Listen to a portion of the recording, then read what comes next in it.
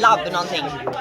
Varmt välkomna till en extrainsatt utsändning utav Space Lab TV som är det officiella förfestprogrammet till Electric Christmas i Malmö. Syntarnas julafton sedan många år i södra Sverige. Jag, Alexander Hoffman, även känd som Android i Spockorkestern, sitter här med Ann-Sofie, förlåt, Adora Brat och på hennes kanal också för att vi har lite problem med det. Ja, det finns ingen...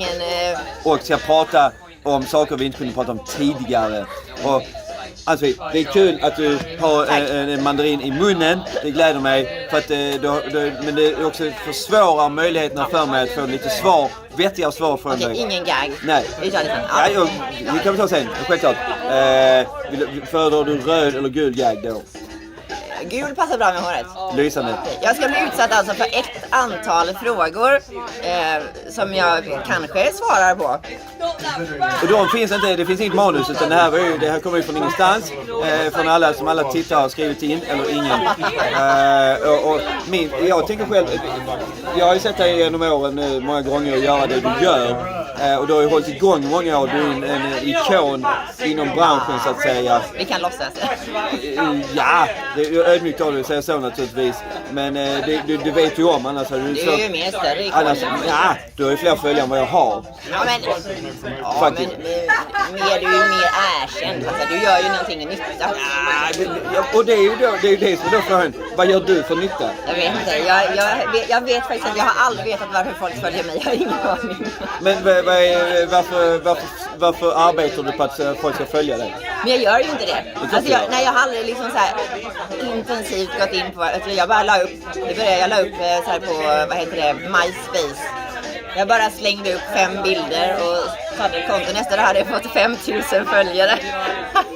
Så man fick sitta och klicka hela kvällarna så här. Accept. Det var så det började. Vad får det att de tyckte jag var konstig. De tyckte det var intressant att det finns en person som ser ut så här och är så här varje dag. Du är naturligtvis för vad är det som driver dig att göra det här? Varför håller du på? Synt. Vad är synt? Synt är den bästa musikstilen. Men det finns ingen i syntvärlden som ser ut som du. Nej, jag ser inte riktigt ut som man ska. Jag fallerar lite där. Jag skäms lite faktiskt. Hur är du då en syntikon? Ja, men jag själv känner att jag är ju... Det är ju synten som skapade liksom min stil. Från, du vet, man var en vanlig person tills man var 12. Sen fick man sminka sig. Och då, bam, på en vecka. Så från 0 till 100. Så vitt puder, blått råk, svart läppstift och svart så här. Och så kort vitt spretigt hår. Lite som den här stilen. Typ. Väldigt pojkig såg man ut. Och det var ju stilen, du vet hur det var. Du var ju också ganska pojkig på den tiden. Jag hoppas det. Okej, ska vi köra frågorna? Jag håller på. Jaha, det var... Vilka frågor kan ta dig? Jag har inget manus här. Men vad är det som vad tickar dig nu? Nu är du lastgammal. Jo, precis. Jag ser ju mer som Instagram. Jag ser det mer som en egen dagbok. Sen har jag aldrig förstått varför folk tycker om att följa det. För om man kollar, det finns ju folk som så här planerar sina Instagram och har jättesnygga. Man går in på någons Instagram så är det så här färgkoordinerat och allt är jättefint. Du svarar inte på frågan. Nej, vad är det som får dig att hålla på? Men jag gillar hålla på. Det här är bara så som jag är. Du vaknar ju inte så här på morgonen. Nej, jag har ju ett intresse, ja. Men det är så de flesta vaknar ju och väljer en viss typ av kläder. Drar lite gelé i håret eller vad man nu gör. Och det här är liksom min morgonrutin. Det är som, alltså du gör ju också säkert någonting morgon. Raka dig ju till exempel, annars hade du haft tomteskägg nu. Inte så ofta. Nej, men det är ändå, du vill inte, du släpper inte bara allt. Det är så, man har ju... Jag frågar dig. Ja. Men det är så här jag är bara. Du går inte ner så här till Ica. Jo, det gör jag faktiskt. Gör du? Ja. Skojar du? Nej, jag skojar aldrig. Och det är faktiskt helt sant.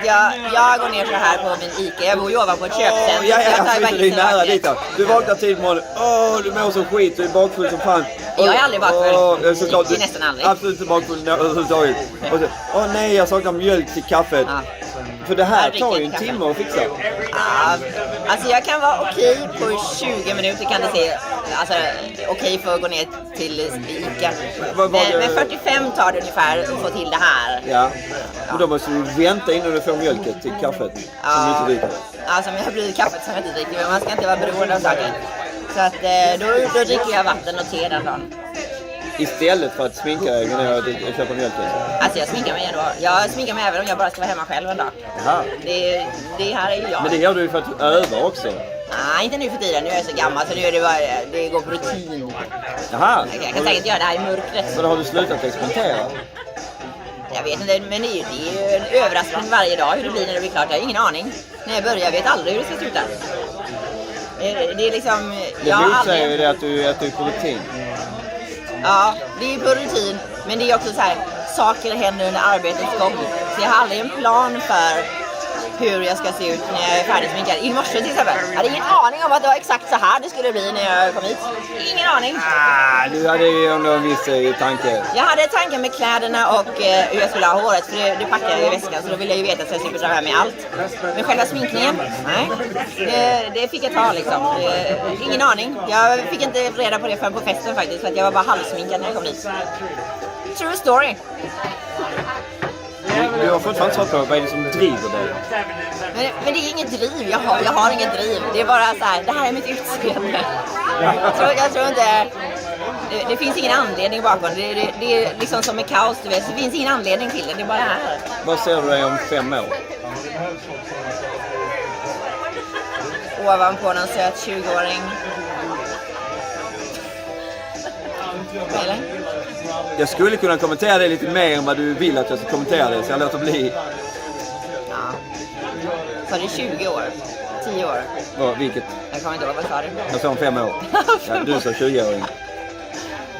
Ja, det har Bad anmäler här med sitt intresse för att om 5 år träffa en 20-åring.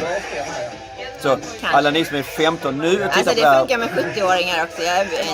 ha tålamod och arbeta på ert... Bara man är smal och har smink så är jag nöjd. Smal och smink. Är det något mer du vill lägga till här i dessa detaljer? Men om 5 år, vad ser jag mig då? Ja, jag kanske har blivit mormor. Ja. Äldsta dottern är under 16. Sant. Inspirerar du henne till att bli mormor? Tyvärr inte. Hon har inte följt mina fotspår. Det är fortfarande ganska orolig. Hur mycket tid lägger hon på smink om dagarna? Oj, hon är snabbare än mig. Hon går upp tidigt och sminkar sig. Hon är sminkad varje dag, väldigt duktig. Hon har rosa hår. Oj, och hur lång tid tar hon på sig? Jag vet inte, jag sover alltid när hon kliver upp. Men jag tror hon tar typ 30 minuter. Är du nöjd med hennes sminkande? Oh ja, det kan alltid bli mer, men allt är bättre än inget. Och de andra? Tänk på det, allt är bättre än inget, Alexander. Allt. Absolut, tack. Jag är mer än inget. Och de andra kidsen? Mellankidset, hon är en sån här fas som ska vara jättenormal och ha typ gangsta-hoodies. Hon sminkar sig väldigt gulligt också. Men så har han hoodies som man ser inte det då. Sonen, den coola 13-åringen, alltså han brukar vara helt vitklädd från topp till tå. Och sen knallröda skor på det. Flyhår, ibland så har han färgat liksom blått eller grått med en liten svart slinga i. Alltså han ser grym ut, he's awesome. Känner du att de har tagit vid ditt syntarv? Nej, det har de inte gjort. Men de har ju stilen. De har bra stil, det får man vara nöjd med. De är nöjd med det lilla. Ja. Fantastiskt. Space Lab TV som för närvarande hijackar Adora Batrats kanal. Tackar ödmjukast för att du tog dig tid till den här. Gud, jag var rädd. Jag trodde det skulle komma skitsvåra, konstiga frågor. Men det här var ju som liksom en promenad i parken. Jag förstår ingenting om varför du tror att det skulle vara svåra frågor. Jag trodde du skulle sätta åt mig ordentligt. Man kan ju ställa alla möjliga frågor till mig. Helt klart, men det är inte vår policy att sätta dit människor. Vi kan, men vi gör inte det. Vår policy är att skapa glädje, gemenskap och bringa mer människor till evig lycka. Och kan du bara verifiera så folk vet att jag är faktiskt helt nykter nu under den här intervjun. Ofta tror jag alltid folk att jag är stenkanonfull, men det är jag inte. Jag bara är sån här. Du kan intyga att jag är Jag kan inte intyga att Adora Batbrat är helt nykter. Ja, just det, jag fick ett halvt glas champagne innan för 2 timmar sedan, va? Alltså kan jag inte intyga. Nej, just det, det är sant. Man ska inte ljuga. Det är inte så att jag har gått bakom mig hela tiden och sett vad du har gjort. Det finns en gräns. Men det tackar vi våra tittare. Tack som vänligast. Det var mycket trevligt att vara med på Space Lab. TV.